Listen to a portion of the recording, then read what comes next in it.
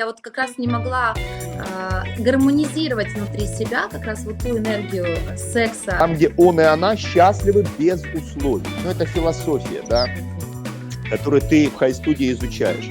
У меня произошел грандиозный инсайт. Что может уметь опытная женщина? Я был в шоке. Вы для меня больше, чем Шекспир. Буква Ш. Это правильное течение жизненной и сексуальной энергии. Как и когда родилось данное направление?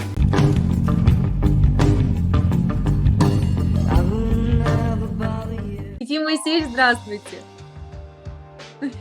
Вы прекрасно выглядите. Мне так нравится ваша стильная кепи. Я сегодня под вас кашу. Подкосила под вас. Ефим Моисеевич.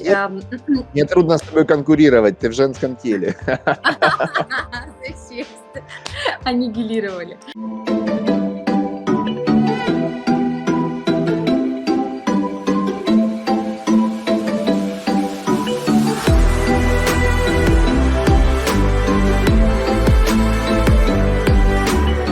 Ефим Моисеевич, как ваша студентка на факультете объективного искусства, вы для меня больше, чем Шекспир. Буква Ш, поэтому мой маэстро, вы всегда самый лучший. О, принимается македонская, принимается. Ефим Моисеевич, недавно на вашем онлайн-тренинге у меня произошел грандиозный инсайт. Я поняла, что я не только обладательница прикольной кепки и пиджака, а во мне живет еще и жизненная сексуальная энергия, которую я, к сожалению, до определенного момента использовала не в правильном русле. Поэтому я задалась глубоким исследовательским процессом и вопросом на тему направления в компании Shipshed Technology High Studio 2021 Nevarta Energy. И мне стало интересно, как и когда родилось данное направление. Ты прямо очень серьезные вопросы задаешь.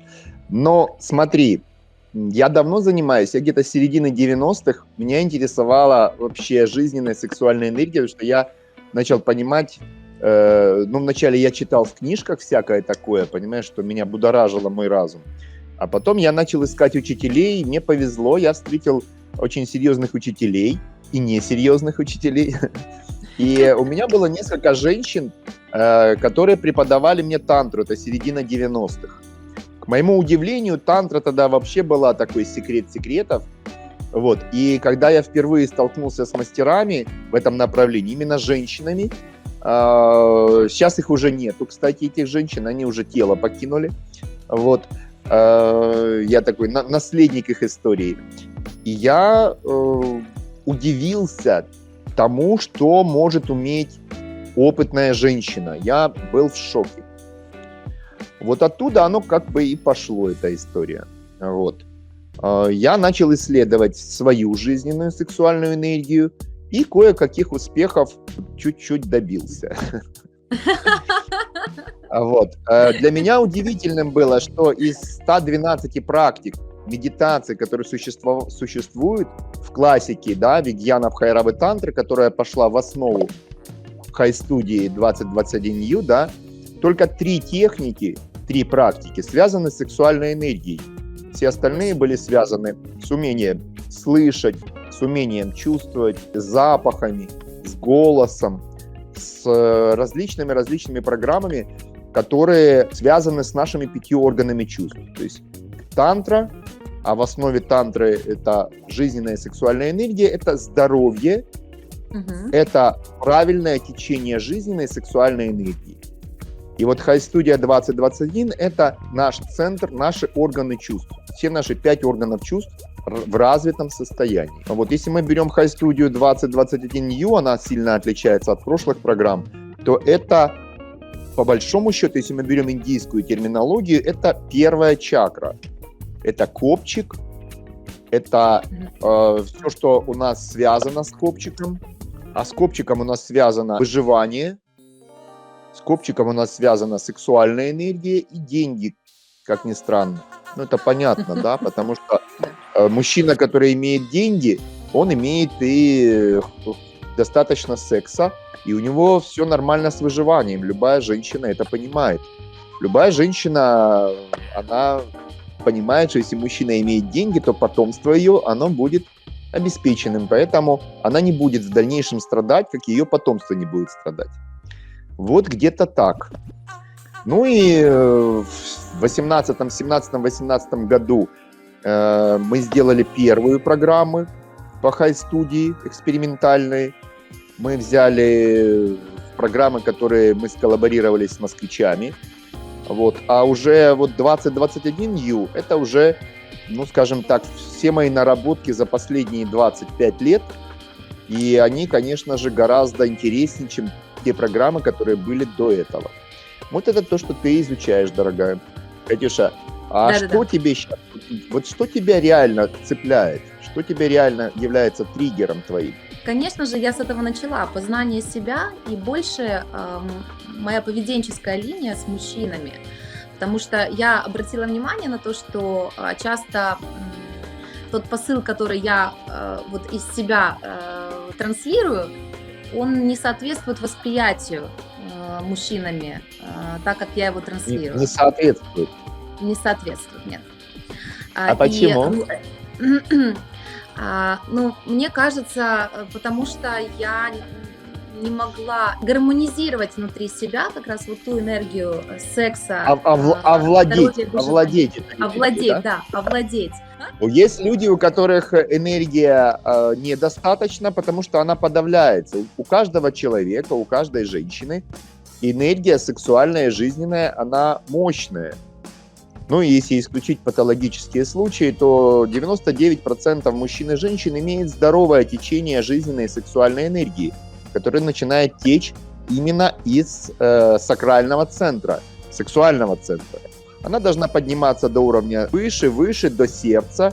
И секс, сексуальная энергия, которая поднимается до уровня сердца, она становится тоньше, прекраснее, красивее. И дальше через взаимодействие мужчины и женщины, через сердце, то есть секс, потом поднимается, утоньшается энергия сердца, и потом еще выше поднимается через партнеров, да. Это философия хай-студии, да. Так вот, там обычно две ситуации. Первая – это подавление сексуальной энергии, или другое – яркое самовыражение. Вот у тебя, как я понимаю, яркое самовыражение сексуальной энергии, которое люди рассматривают как нечто. Дело в том, что, как я наблюдаю, и исходя из своего опыта, да, потому что, не зная себя, как-то сложно объективно оценивать окружение, не у всех сексуальная энергия, она в гармонии, да, не у всех она ровная. То есть сексуальность – это сильная энергия, и мало кто умеет ей и может ей управлять. Поэтому у большинства людей она либо же подавлена, либо же выпячивается. Почему, в принципе, так происходит? Вот это очень хороший, важный вопрос, потому что это, как написано в красивых словах, эта музыка будет вечной, понимаешь? Почему? Потому что самые проблемные для человека являются две темы. Это секс и смерть. То есть это два табу основных, которые существуют на планете Земля. То есть не принято говорить о смерти, не принято говорить о сексе. Хотя это две как бы таких истины, которые являются важнейшими. Сексуальная энергия, она связана с жизнью, понимаешь, и правильной жизнью. А смерть – это тот страх архетипический, который человечество испытывает и мужчины, и женщины. Поэтому если мы возьмем уровень сексуальности, то секс всегда был дурдом на эту тему на планете. Всегда, во все времена. В Древней Индии существовали секты, которые исследовали любовь. Ну, скажем, и в еврейской терминологии, и в суфийской, и в индийской существует понятие секта. То есть люди берут какую-то часть истины и исследуют ее. Поняла? Ну вот у индусов были пары такие, это где-то, если мне не изменяет память, по-моему, еще до где-то 2500-3 тысячи лет назад существовали тантрические такие пары, их было порядка 150-200 тысяч человек. Они, вот представь себе, ходили под одной одеждой, то есть у них было две головы, представь себе, и одна одежда на двоих, как символ любви. Представляешь, в ярких одеждах ходили. Класс. И у них была как бы своя философия, и они там жили в своем каком-то, в своем процессе, да. И очень многие процессы они культивировали практики древнего Шивы, практики Кришны и так далее, да, потому что, ну, как бы основная тантрическая программа – это бог Шива, да, 5000 лет назад. Основной источник Вигьяна Бхайрава Тантра, если тебе интересно. Очень Это то, что ты интересно. вот изучаешь, да. И вот даже тогда, да, достаточно демократическое пространство Индии, их практически всех уничтожили. То есть любая тема, связанная с сексом и любовью, она очень болезненно резонирует в обществе. Потому что большая часть человечества не может идти, понимаешь? И в связи с этим они начинают разрушать тех, кто более счастлив. Это уже такая, ну, известная история, понимаешь, да? Да, Евгений Так вот, мы издалека с тобой начали, да? Сексуальная энергия, представь себе, это просто река. Увидела? Река. Очень красиво. Река. Она движется снизу, с первой чакры, сексуальный центр, вверх, вот так. Да. И это контакт мужчина-женщина. Видишь, это вот контакты рук, потому что руки – это продолжение сердца, если мы берем по понятиям хай-студии, да, это руки. То есть руки – продолжение твоего сердца, поэтому как бы вот, да, обнимаются люди. Почему? Да, потому что руки – это продолжение нашего сердца. Класс. И дальше эта энергия должна двигаться еще выше, туда, к Всевышнему. Там, где он и она счастливы без условий. Ну, это философия, да, Супер. которую ты в хай-студии изучаешь. Так вот, во все времена всегда существовало две крайности. Подавление сексуальной жизненной энергии, то есть не пущать, нельзя. Да. И обратная сторона этого – гипер.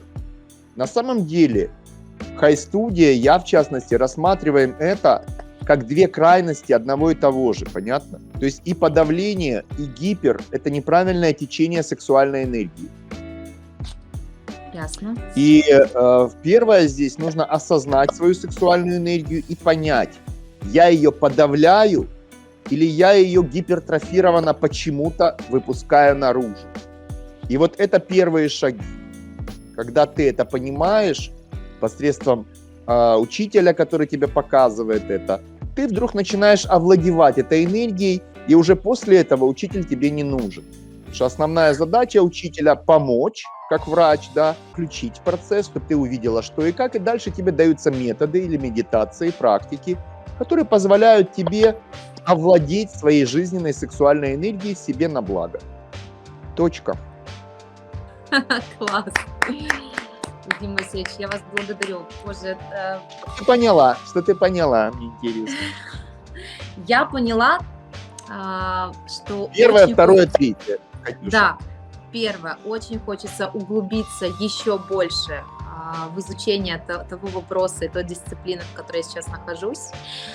Второе, то, что хай-студия, если мы говорим о нейминге, это и является вот как раз вот этой вот рекой, потому что она поднимается вверх, да, от первой чакры к седьмой и выше, в соединение Всевышним, это настолько важно. Потом я поняла, по сути, почему хай – это хай-студия. И третье, очередной инсайт, благодарю за инсайт, Евгений Моисеевич. Оказывается, в одном человеке может совмещаться и подавление, и гипертрофирование сексуальной энергии. И в любом случае это действительно как недуг, с которым можно справляться. Но меня, знаете, что заинтересовало? Нужно справляться. Потому что, извини, что я перебиваю, нужно, Да. потому что подавление у кого-то потом выскакивает в гипер, понимаешь? Вот. Или наоборот, гипер потом Спасибо выходит в подавление. Это обычная диалектика. Это вот, знаешь, как с едой. То я кушаю, потом я себе на диету сажу. На самом деле это потому, что я изначально не иду, где-то не выбираю срединный путь. Уже срединный вот путь, да, он самый правильный. Это без вот этих дерганий, понимаешь? Без подавления и без гипервыражения. То есть гиперактивность всегда является причиной где-то подавления. И наоборот.